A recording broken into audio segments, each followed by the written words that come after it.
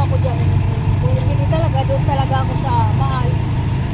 Kahit konting ano lang, at least kahit pa paano sigurado kakainin ko na maganda. So, kasi siyempre may mga karamdaman na nga tayo, tapos kahit tayo ng medyo ano, ay takot po ako doon. Doon. Doon. Ayan.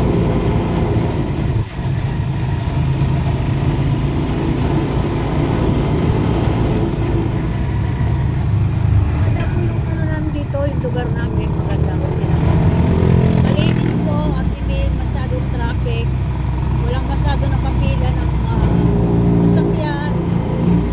Luwag po yung aming kalsada dito. Maluwag po. Marami po dito mga kainan na mga magaganda, yung mga kubo-kubo. Marami po dito mga busog. Bilihan ng mga ano, lahat ng kailangan sa pagpapagawa mo ng bahay. Nandito po yan lahat, mga busing. Ito po, gaya po yan.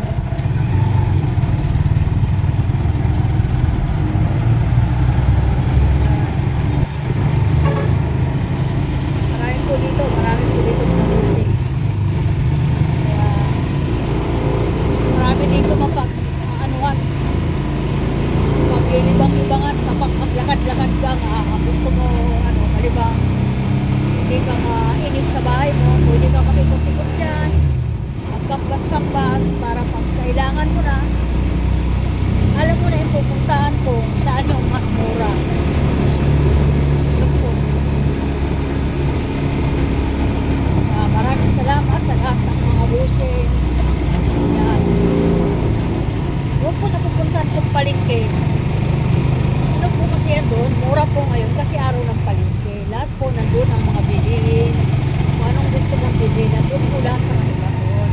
Kaya babalik ulit. Pangalawang punta ko na yun doon mga busing sa kanila.